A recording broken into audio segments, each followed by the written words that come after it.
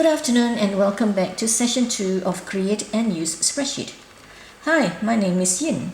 In the previous session, you learned tab, ribbon, group, cell, range, and some basic functions and formatting of spreadsheet.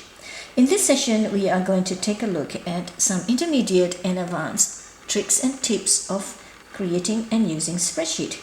We will be moving along at a little faster speed. But not to worry, you can replay and restart the video as necessary. By the end of this session, you should have a greater understanding of how to use intermediate and some advanced tricks and tips to create and use spreadsheet. Now let's open the Excel. Go to the Start button and click on your Excel button and select Blank Workbook. Great, now that we have opened the workbook, there are 3 fast rapid-fire tips that I would like to show you. Everyone using Excel must know how to sort. In order to sort, we have to create some data. Now let's put in some data, and you can do the same on your spreadsheet because you can see the full screen. So do the same on your spreadsheet.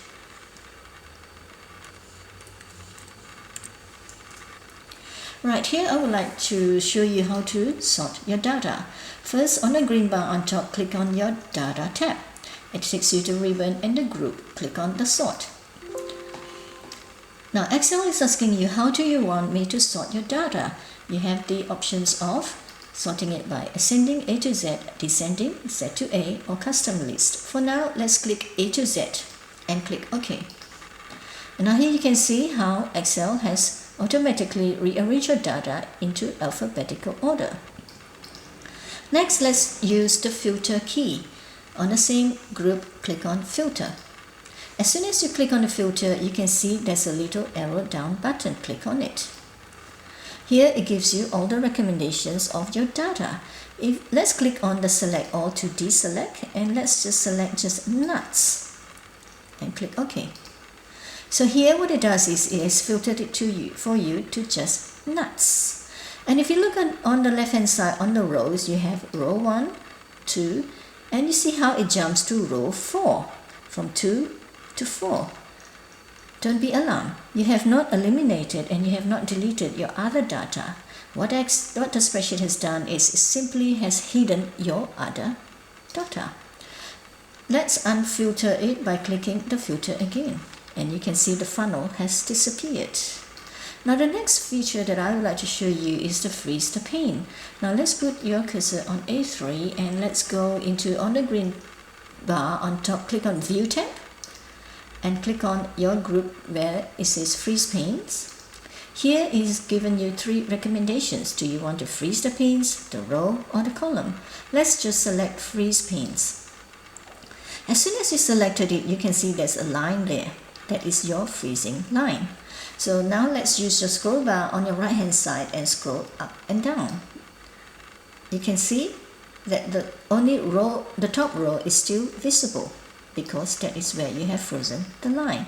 To unfreeze it, click on the freeze pane again and you have the option to unfreeze panes. So select the unfreeze panes. So far you have been introduced to sorting, filtering and freezing the panes.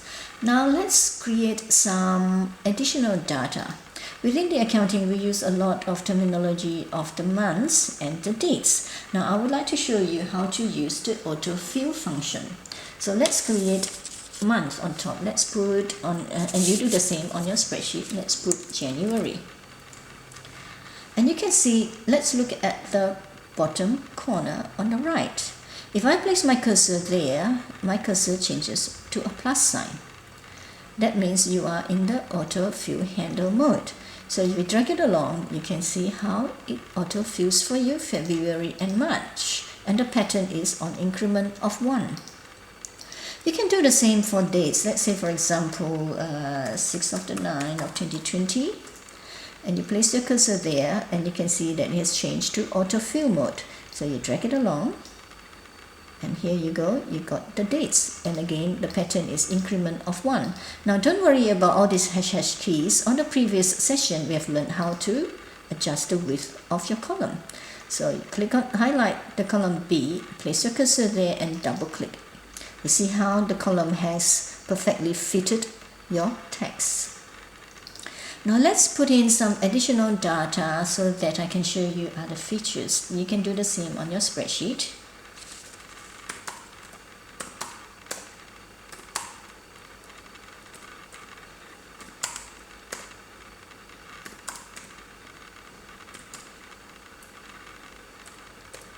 Right, 90. Okay, that should do it. Now what I would like to show you is the formula function. At the back of your mind, when you want to put in a formula, just remember that when you click on a cell, you remind yourself that this cell is what? Is equals, because you want to do a formula in there. So this cell is equals. What do you want to do? You want to sum the total of your data on this row. So you put in the word sum and you open the bracket and you select your beginning of your data and the ending of your data and you close it with the close bracket and enter. It gives you a total. Or you can choose to use the same old way and you go equals plus this plus that and you keep going and it still gives you the same answer. But the easiest is just to use the formula function. Next, what do you want to try and do? You see, remember, this cell is what that I want to find out. Let's say I want to find out the maximum. What's the maximum in this range of data? So open your bracket, that's the start of my range, and that's the ending, and close it with a bracket, and enter. So the maximum figure here in your row is 100. Next, what do you want to find out? So remember, this cell is equals, what do I want to find out? Let's find out the minimum. So open the bracket to select the beginning and the ending of your data and close the bracket and enter.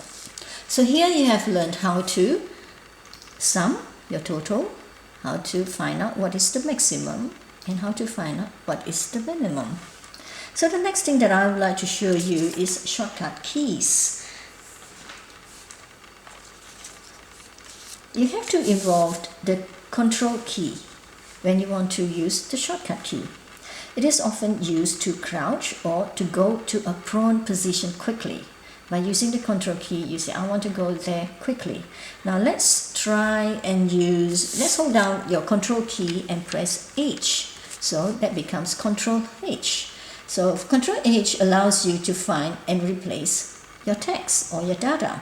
So here, let's say you want to find a hammer. So you put the word hammer. And next, what do you want the spreadsheet to do once you have found the word hammer? You want to say change it to nail. So the first function, you find all to find the hammer. Excel tells you that I found the word hammer and it's sitting on cell A3, which is here. The next thing you want the Excel to do is say, now that you have found the word hammer, I want to replace it to the word nail. Let's click replace all. And here you can see that it has changed from hammer to nail. So great job. So the next thing is that the shortcut key is Control Z. If you hold down the Control key and you hit Z, what does it do? It undone what you have done previously. So it's changed back to hammer. To redo, on the top of your left hand corner on the arrow key pointing to your right, you can click on that and it redo to your previous action. To undo, click on the top left hand corner the arrow pointing to the left, and it undone what you have done. So that is the control and key. And the other very popular control key that we use is the Control A. So hold down the control button and click A. What it does is it selects all your data for you. And to undo, Control Z.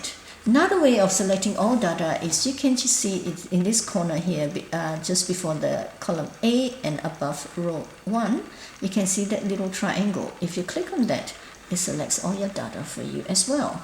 So you Control Z to undo again.